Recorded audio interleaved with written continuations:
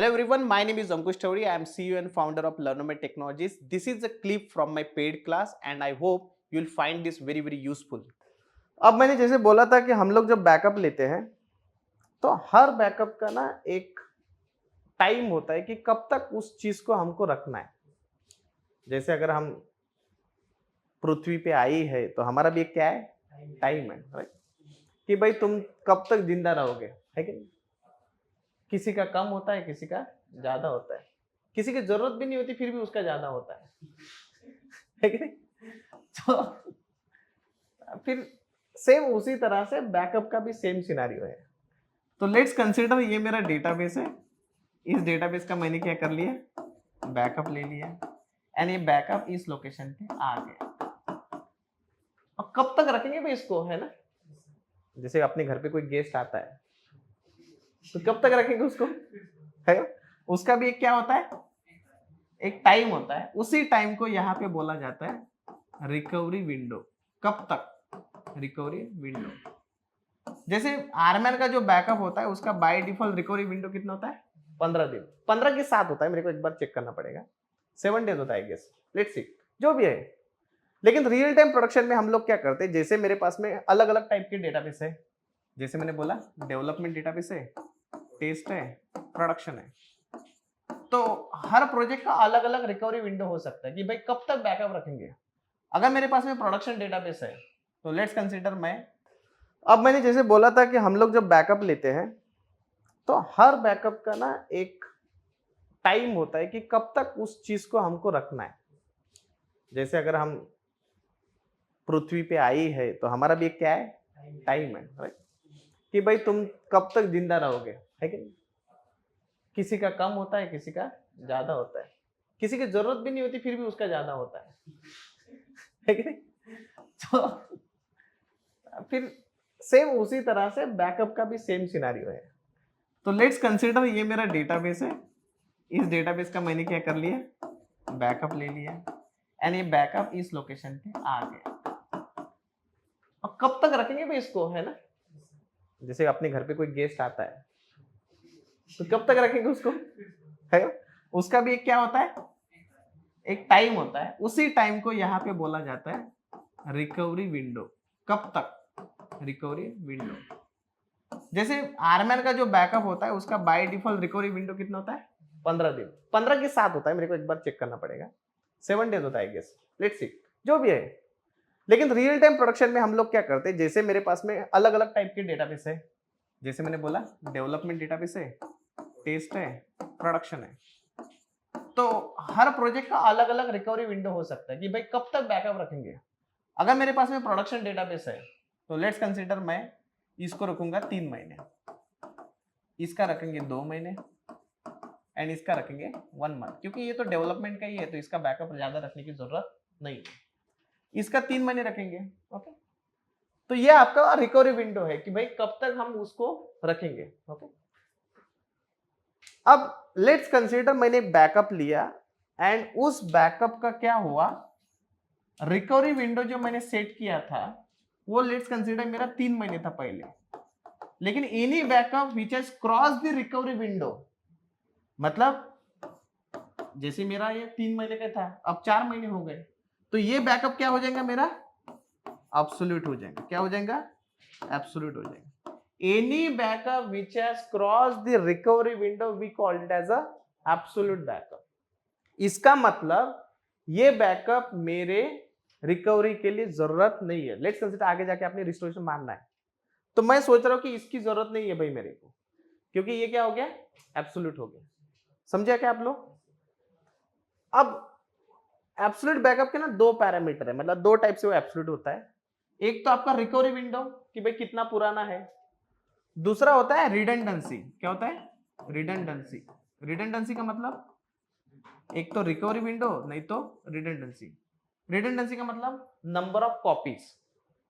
क्या हुआ, number of copies. Number of copies मतलब लेट्स कंसीडर मेरे पास में L0 पड़े हुए है, मेरा रिडंडेंसी 1 है। कितना है, 1 है। एंड मेरे पास में बैकअप कॉपीज कितनी है, 3 बैकअप कॉपीज हो गई। लेट्स कंसीडर मेरे को पहला वाला बैकअप मिला, दूसरा वाला बैकअप मिला, तीसरा वाला बैकअप मिला। अब मैं बोलता हूं कि मेरा रिडंडेंसी कितना है, रिडंडेंसी में 2 पकड़ लेता, कितना है 2। तो पहला वाला बैकअप मिला, कोई प्रॉब्लम नहीं, दूसरा वाला बैकअप मिला, कोई प्रॉब्लम नहीं, तीसरा वाला बैकअप मिला, तो पहला वाला क्या हो जाएगा, एब्सोल्यूट हो जाएगा। जैसे मेरे को चौथा वाला बैकअप मिल जाएगा तो सेकंड वाला क्या हो जाएगा, एब्सोल्यूट, क्योंकि मेरे को कितनी कॉपी मिल गई, 2 कॉपी मिल गई। तो आप एक तो रिडंडेंसी के ऊपर भी सेट कर सकते हो या फिर रिकवरी विंडो के ऊपर भी सेट कर सकते हो, वो आपका प्रोजेक्ट टू प्रोजेक्ट होता है। नॉर्मली तो मैंने रिकवरी विंडो बहुत ज्यादा देखा है। कौन सा, रिकवरी विंडो, कि भाई आज अगर मैंने बैकअप रखा या फिर लिया, आज अगर मैंने बैकअप लिया तो उसको 3 महीने तक हम यूज कर सकते हैं रिस्टोरेशन के लिए। 3 महीने के बाद में वो बैकअप क्या हो जाएगा, एब्सोल्यूट हो जाएगा। तो ऐसे एब्सोल्यूट बैकअप हमको जरूरत है क्या अभी, तो हम लोग क्या करेंगे, उस एब्सोल्यूट बैकअप को डिलीट कर देंगे। पता कैसे चलेगा कि कौन सा बैकअप एब्सोल्यूट है, हाँ, लेकिन हम हर बैकअप का टाइम पीरियड थोड़ी चेक करेंगे मैन्युअली, हर बैकअप का। जैसे क्रॉस चेक बैकअप में मुझे क्या पता चल जाएगा कि कौन से बैकअप कौन से एक्सपायर्ड है। सेम उसी तरह से अगर मुझे चेक करना है कि कौन से बैकअप एब्सोल्यूट है, तो उसके लिए कमांड आता है रिपोर्ट एब्सोल्यूट। कौन सा, रिपोर्ट एब्सोल्यूट। आरमैन के अंदर चलाना है कमांड, सारे कमांड आरमैन के किसके अंदर, आरमैन के अंदर। उससे मुझे पता चल जाएगा कि कौन सा बैकअप है, ये एब्सोल्यूट बैकअप है। एंड जो बैकअप एब्सोल्यूट हो गया उसको हम लोग क्या करेंगे, डिलीट कर देंगे। जो बैकअप एब्सोल्यूट हो गया उसको हम लोग क्या करेंगे, डिलीट कर देंगे। समझे क्या? तो ऐसा नहीं है कि आप एब्सोल्यूट बैकअप को रिस्टोरेशन के लिए यूज नहीं कर सकते। अगर मेरे पास में बैकअप है पड़ा तो सिर्फ उसको कैटलॉग करना पड़ेगा। क्या करना पड़ेगा, कैटलॉग। कैटलॉग मतलब बोलना पड़ेगा कि हाँ ये बैकअप मेरे को कंट्रोल फाइल के अंदर डाल दो, मतलब कंट्रोल फाइल में उसका इंफॉर्मेशन रख दो। लेट्स कंसीडर मेरे पास में backup catalogue start with slash data slash backup, इस लोकेशन पे मेरा बैकअप पड़ा हुआ है, स्लैश डेटा स्लैश बैकअप इस लोकेशन पे, और ये बैकअप ना मेरा एब्सोल्यूट हो गया। तो एक ऑप्शन है कि भाई मैं उसको क्या कर दूंगा, डिलीट कर दूंगा। एक है कि डिलीट कर दूंगा उस बैकअप को, क्योंकि मेरे को जरूरत नहीं है। बट अगर मेरे को जरूरत है तो मैं इसको क्या कर दूंगा, कैटलॉग कर दूंगा। समझे ना आप लोग? तो मेरे पास में ऐसा नहीं है कि वो एब्सोल्यूट हुआ मतलब उसको यूज नहीं कर सकते, यूज कर सकते हैं, लेकिन हम लोग ना हर चीज को ऑटोमेट करके रखते हैं। आज बैकअप लिया 3 महीने रखो, डिलीट मारो। आज बैकअप, कल बैकअप लिया 3 महीने रखो, डिलीट मारो। आज बैकअप का 3 महीने अलग है, कल वाले बैकअप का 3 महीने अलग है। समझे ना आप लोग? सबका अलग अलग है, बराबर है। तो रियल टाइम प्रोडक्शन में हम लोग ना जब भी आप बैकअप लेते हो ना तो 2 चीजें चेक करते हो। एक चेक करते एक्सपायर्ड बैकअप, जो मैंने इसके पहले आपको बताया, और दूसरा वाला बैकअप कौन सा चेक करते हैं, एब्सोल्यूट बैकअप। अगर मैंने एब्सोल्यूट बैकअप को डिलीट नहीं मारा तो क्या होगा, लेट्स कंसीडर मैंने नहीं मारा डिलीट, तो मेरा स्टोरेज फुल हो जाएगा। क्यों कर रहे भाई हम ये, क्यों कर रहे हैं, क्योंकि स्टोरेज ही है ना। अगर मैंने कंटिन्यूसली बैकअप लेते गया तो मेरे पास में बहुत सारे बैकअप हो जाएंगे। समझे ना आप लोग? तो हम लोग क्या करेंगे, निकाल देंगे उसको। क्लियर है? क्लियर है, समझ में आया? तो पता कैसे चलेगा कि कौन सा बैकअप एब्सोल्यूट है, पता कैसे चलेगा, रिपोर्ट से। और अगर मुझे एब्सोल्यूट बैकअप को डिलीट मारना है तो डिलीट मारने का भी कमांड है, वो आरमैन के अंदर से मैं बता देता हूं आपको।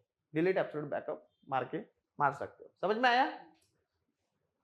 तो अभी जो हमने पढ़ा, हमने 2 टाइप के बैकअप समझे, मतलब बैकअप को अगर मैनेज करना है। एक है एक्सपायर्ड बैकअप, दूसरा एब्सोल्यूट।